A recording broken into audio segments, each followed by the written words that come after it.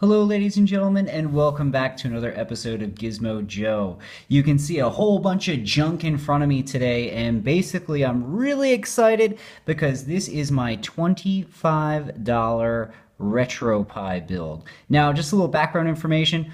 With Christmas sort of coming up, I had an idea that, I'm always stuck. I don't know what to get my friends and all that sort of thing. And, I always end up doing something lame, like, buying them a bottle of booze or something like that. And I figured this year would be a little bit different, do something a little bit more exciting. Now, obviously, everyone knows that the NES and SNES Classic really took the world by storm, especially people my age who kind of grew up with those particular systems. And, I know a lot of my friends, one of the biggest complaints, they liked them, but, there was only 30 games or so on them, and, you didn't necessarily like every game. Well, I was tinkering around with RetroPie and Recalbox myself, and I thought it was really cool. So once I got my head wrapped around it, I said, well, what would be better than to build one for my friends? So basically, I identified 5 of my friends who I thought would really, really like the idea of having a RetroPie that could, potentially play thousands of games. So I did some research and I said, okay, well, I obviously don't want to spend a fortune, right? The Raspberry Pi 3 is about $35 in the US. I mean, here in Australia, they can run up to about 50 bucks. I mean, that's just for the board itself, and then you still need all the accessories. So I said, what's the cheapest way that I can do it? And I figured this is the cheapest way I can figure it working. All right. So basically, what I'll do is I'll identify all the things, and then we'll take it all out of the box so that you can have a look. All right. So first up is the Raspberry Pi Zero. Now I got this guy from Core Electronics, and I'll leave a description down in, or sorry, I'll leave a link down in the description, sorry. But the Raspberry Pi Zero is obviously a single board computer. It's significantly less powerful than the, its bigger brothers, so to speak, but this thing is really, really tiny. It's about, the size of a stick of gum or something like that. Basically, it's only got 512 megabytes of RAM. You slot your SD card in there, and you need a couple additional accessories. Like, so for instance, this is a mini HDMI, so you need an adapter there, and obviously these are micro USB, so you need a OTG cable to use regular USB sort of peripherals. But anyway, I got the non-wireless model. There's 2 different ones that you can get. You can get a wireless one or a non-wireless. I was going to configure the SD cards, configure RetroPie along with all the games and everything for all my friends, so all they had to do was hook it up to their TV. So I figured they didn't necessarily need wireless. So, I opted for the one without. Now, of course, this saved me a couple bucks, so I got this guy for about $7. It's about $3 to ship, and like I said, I got it from Core Electronics, which is based out of Melbourne, I believe. So I got it in a couple days. It's, Australian stock, and pretty happy with that price. All right, so I'll set that off to the side. Now, obviously, like I said before, you need a mini HDMI to regular HDMI. I got this adapter from GearBest.com for about 86 cents, if you can believe it. And there it is right there. It's pretty basic. So you get your RetroPie and you just plug it in like so. And, my friends, I'm sure they have HDMI cables laying around their homes, so they can supply their own there. But anyway, so that's that there. Now, I bought a whole bunch of these Mixa 32 gigabyte micro SD cards. So if you don't know anything about RetroPie or Raspberry Pis, you need some sort of flash card. And in this case, this little flash card will slot right in there. And that has your OS as well as anything else that you're going to run. So I'm planning on running RetroPie. I am going to download a RetroPie image from a gentleman by the name of Level 1 Online. It creates these awesome RetroPie images. I will leave a link down in the description as well, so you can check that out. But anyway, I tested these cards. They are actually 32 gigabyte capacities. The read-write speed is fine on them, and they're only about $5 to $6 on GearBest.com. Again, I'll leave a link down in the description. So, not costing too much so far. Now, I got this controller.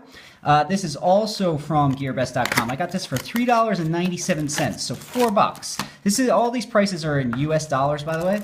Now, I wasn't expecting it to be anything great. So, I mean, a lot of the times you can get a lot of these USB controllers on eBay or whatever, and they're super cheap. Quality usually isn't fantastic, but I figure if my friends want to get a better controller for themselves, they can do that themselves. But anyway, this is $4. The cable is, I think, about a meter or so, and it feels pretty decent. The controller itself definitely feels actually not too bad. I mean, it's very, very light, but as far as the button response, I mean, you know, obviously it makes these sort of clicky sounds. It's not very fluid, but it does sort of feel good when you press the buttons. You know, there is some tactile response there, so it feels pretty good. So for $4, can't go wrong. So $4, about $5, 86 cents. You know, your RetroPie or your Raspberry Pi is about $10. Now, like I said before, you need an OTG cable. So your OTG cable is what's going to allow you to connect your regular USB from your controller to your Raspberry Pi. So this guy would just slot in like this. Now I know this is a bit of a monstrosity at the moment, but you know, you hide this thing away behind the TV or in front of the TV, you won't even really notice. So anyway, so your OTG cable allows you to connect your regular USB to your Raspberry Pi Zero. Now, the OTG cable I also got from GearBest.com. Again, I'll leave a link down in the description so you can pick one up yourself. It was only about 89 cents. All right, so far, really, really cheap. Now, the last bit of equipment that you'll need is just a standard micro USB cable. Now, what do you need this for? Well, you need it to supply power to your Raspberry Pi Zero. So you'd stick it in that port there, and you take this guy and you plug it into a phone charger, or if your TV has a USB port that supplies power, stick it right into your TV. That will supply enough power for the Raspberry Pi Zero to operate. So, all together, this whole thing here, if you can believe it, I got it for about 25 bucks US. So I bought 5 of all of these. All right. Now, the only other thing that I didn't mention that I got was a little case for Raspberry Pi. Now, I've already installed this one just so that you can see what it's like. But basically, it's just a little 3D printed case. I recommend getting one. You don't have to. You could always just leave your Raspberry Pi like that. But I just like the idea of having just a tiny case. Now, this cost about $1.69, I think, GearBest.com as well. You can also get them on eBay. They're all over the place. But it's just a bit of plastic, and it just keeps it off the ground. And as you can see here on this one, I attached some Velcro so that it won't move. But other than that, that's it. So you're looking at, again, for the Raspberry Pi, the adapter, the OTG cable, the power cable, the SD card, the controller, and the case, you're looking at about $25, which is mental. That's insane. And like I said, I'm going to download a Raspberry Pi RetroPie image from a gentleman by the name of Level 1 Online. Makes really, really cool RetroPie images.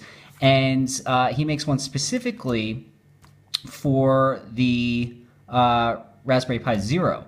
And we'll see how that one goes. But basically, the Raspberry Pi Zero is a really inexpensive little computer, and what it's capable of emulating is pretty much all of your old systems all the way up until the 16-bit era. So you can do Nintendo, Game Boy Advance, Super Nintendo, Sega Genesis. You can do you know, your Ataris and all that sort of stuff. So I reckon I'm probably going to be able to get about probably a few thousand games on here. So I think that's definitely a step up from, you know, the NES Classic, which only gives you about, you know, 30 games or whatever. And I think my friends are going to be ecstatic when they open this up and fire it up on Christmas.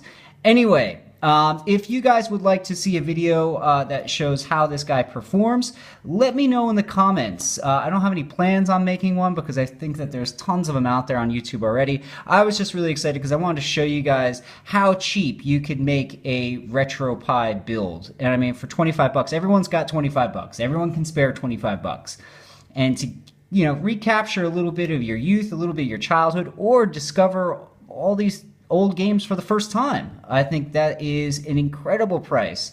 Anyway, like I said, you know, shoot me a comment if you want to see this little guy in action once I get, you know, the RetroPie image and everything up and running.